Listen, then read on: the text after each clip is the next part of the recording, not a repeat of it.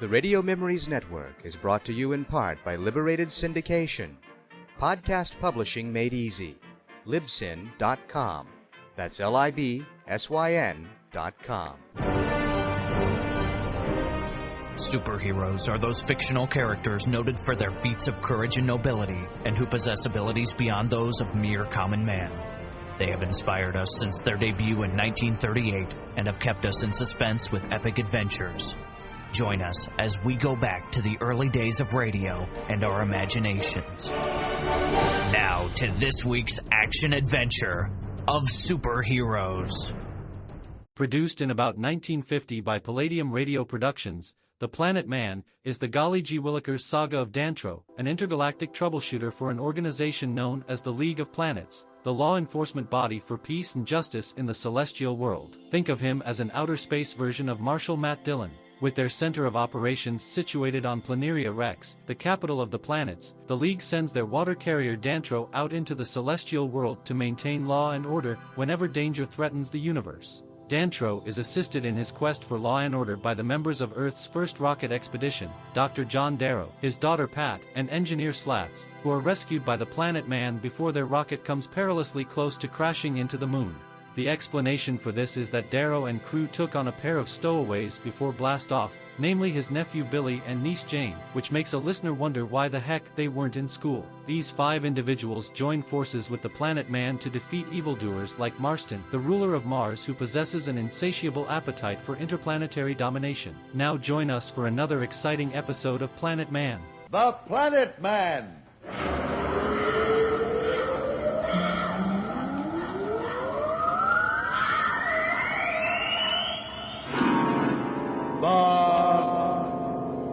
Planet Man.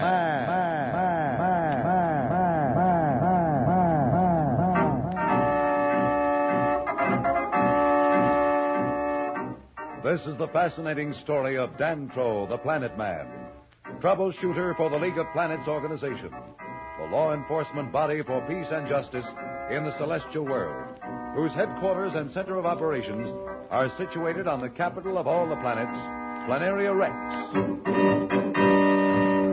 From Mercury to Pluto, wherever danger threatens the universe, you will find Dantro the Planet Man fighting for fair play. In a moment, the Planet Man.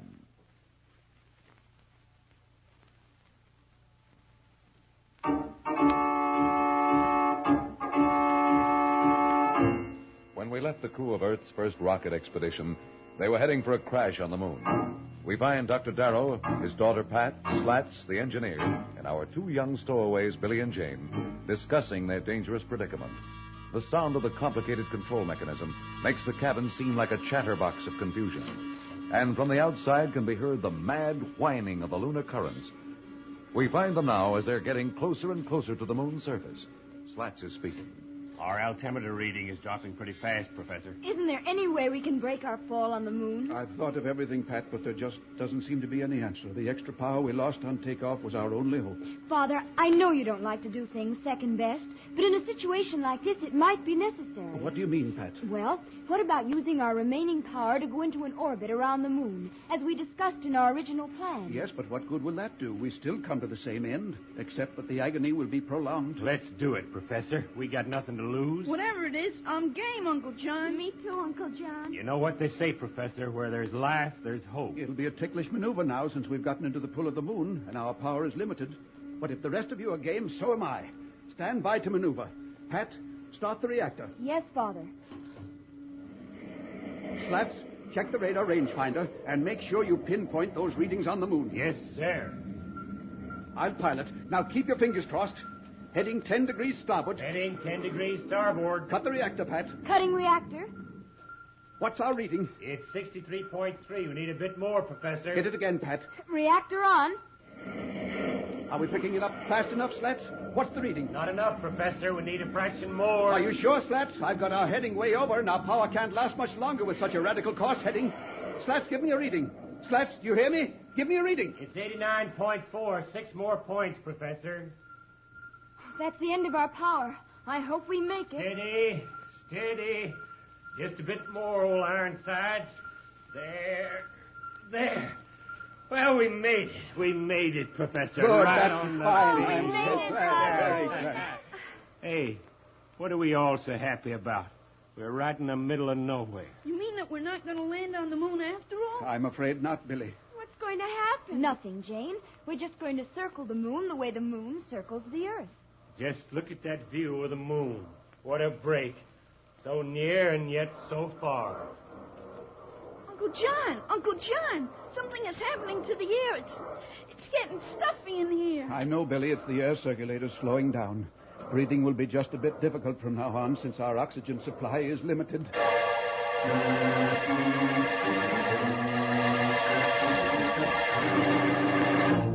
Professor, can you hear me? Slats, where are you? What are you up to? I'm outside the ship, bringing up the lunar communications generator. Thought we might as well set it up and try to make contact with the Earth. You can't do that alone. I'm here, too. Careful, Pat. Don't let go now. Pat! Pat! Slats, grab her. She's floating away. What? Quick, Slats. Slats, help me. Help me. Pat, here, grab my hand. Quick now, come on. Hold tight now. Easy. There we are. Steady now. He pulled her back, Uncle John. Pat, Slats, is everything all right? Yes, Father, thanks to Slats. I thought I was a goner. Don't forget you're out in space, Pat, and if you ever drifted away, we'd never be able to get you back. It's all okay now, Professor. We're coming in.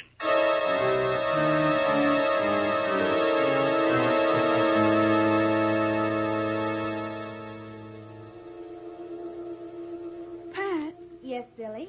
Jane and I know what's going on. What are you talking about? Pat, we know this whole trip was spoiled because we stowed aboard. It's all our fault. Now listen to me, you two, and stop feeling guilty. It wasn't the best idea for you to sneak aboard, but it did happen. And besides, we could have been wrong in our calculations. The important thing now is for all of us to face up to whatever lies ahead.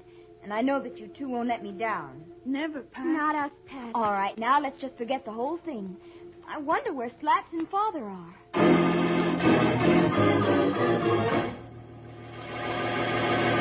We'll return to Planet Man in just a moment. So, level off.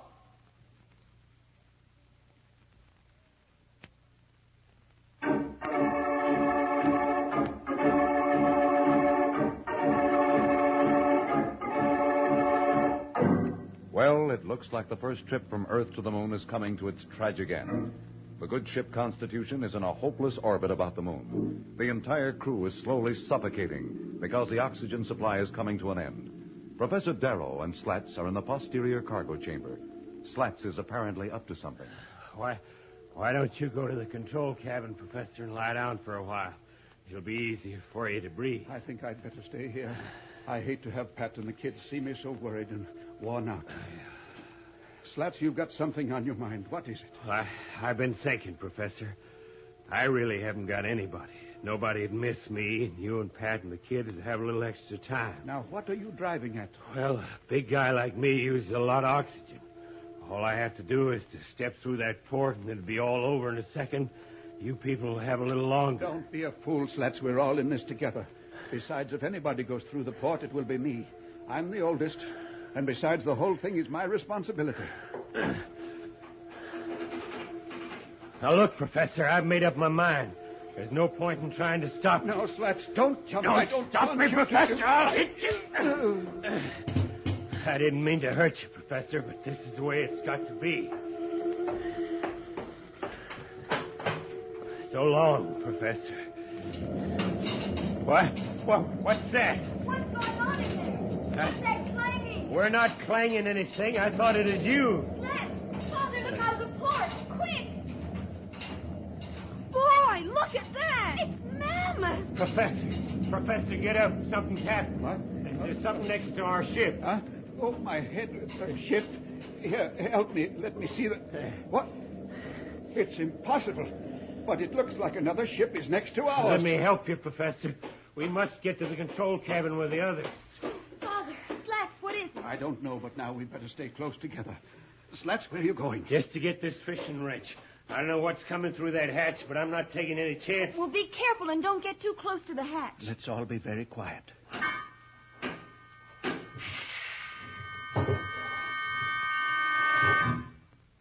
Oh, Stand back, whatever you are. I'll... Look at Slats. He can't move. He's frozen in his tracks. Oh, Slats. Why, it's a man. What did you expect? A three-headed Mercurian man-eater? I am a man from the planets. A planet man.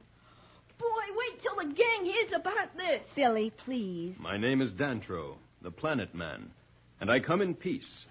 I represent the League of Planets, and my mission is to bring all of you to Planaria Rex. Planaria Rex? League of Planets? Where is that? I'll explain in a moment. But I don't think we should leave your brave friend Slats in this paralyzed predicament. He'll snap right out of it with a shot of this ray gun neutralizer. What happened? Did I get him? It's all right, Slats. We're all safe. It seems that we've met a friend, and his name is Dantro, the Planet Man. It's nice to meet a brave man like you, Slats. Here, let me help you up. Dantro, my name is John Darrow. This is my daughter and assistant, Pat. How do you do? And I think you've already met Slats. Yeah. And these two are Jane and Billy, my niece and nephew. Well, It's a pleasure to know you all. You see, we've really known you for a long time, since we've been able to watch your experiments. In fact, we've been in touch with this entire trip of yours. We've even learned to speak your language. But how could you do all that? We planet men have many devices which Earth has not yet discovered, and one of them is the cosmic communicator, which enables us to see and hear across the millions of miles of space. but why have you kept the existence of the League of Planets from the Earth? Where is Planaria Rex, and why haven't I been able to chart its position? Everything will be explained to you in due time. What's that noise? It's coming from my ship. We must hurry along. It's the bogey warning oscillator telling us there are some unidentified ships approaching. But we can't leave the Constitution. Not old Ironside. Your ship will be safe in this orbit for 1,000 years. We must not waste time. Will I get a spacesuit like yours? Will you let me fly the ship? I see Earth children are no different from ours.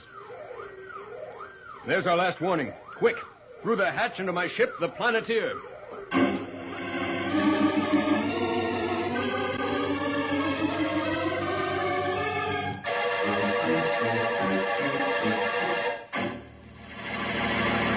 What adventures lie ahead for the Earth people?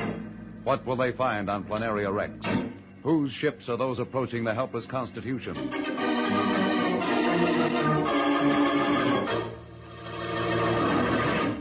We'll be back in just a moment. But first, here is a message that Dantro the Planet Man wants you to hear.